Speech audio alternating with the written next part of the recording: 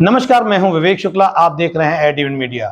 आइए नजर डालते हैं आज की खबरों पर। मैं डॉक्टर उत्तम गर्ग हूँ और मैं आर्थोपेडिक सर्जन हूँ। फिलहाल मैं विवेकानंद हॉस्पिटल पॉलीक्लिनिक में कार्यरत हूँ एज ए प्रोफेसर।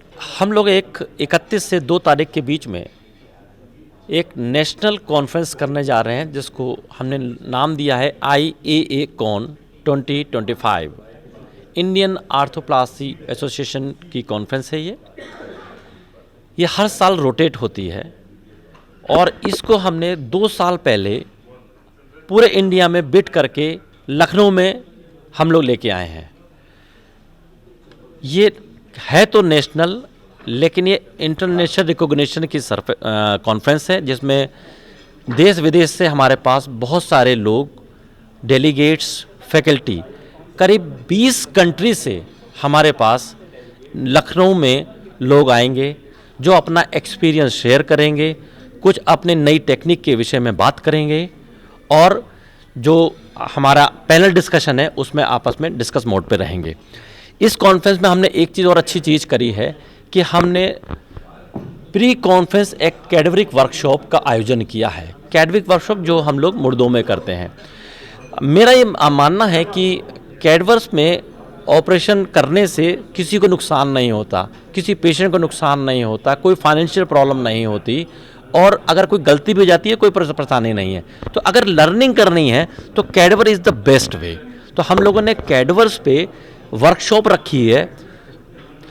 आपको ये बता दें कि कैडवर में वर्कशॉप में लोग यूजुअली 30, 40, 50 ऐसे आते हैं, लेकिन मुझे आपको बताते हुए बहुत खुशी हो रही है कि मैं करीब 150 कैडवरिक डेलीगेट्स को रजिस्टर्ड कर चुका हूं, जो अभी तक के इतिहास में शायद पहली बार इंडिया में ऐसा हुआ होगा कि इतने सारे लोग आएंगे।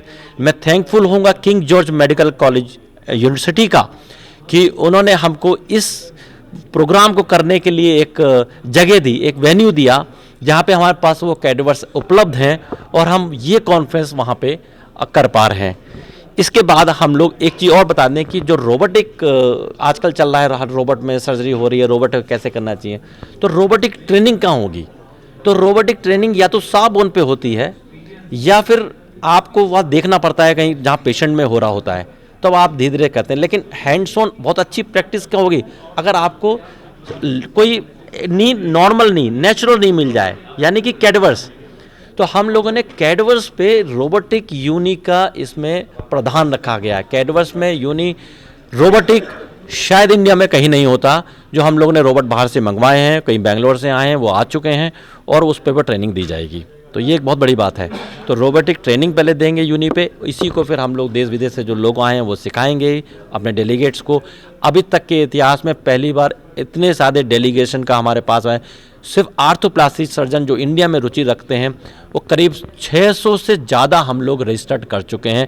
मेरी उम्मीद है ये 800-900 तक जो आएगा जब हमारी कॉन्फ्रेंस होगी, और अभी 600 के रजिस्ट्रेशन मेरे पास पहुंच चुके हैं, यानी कितने लोग आएंगे।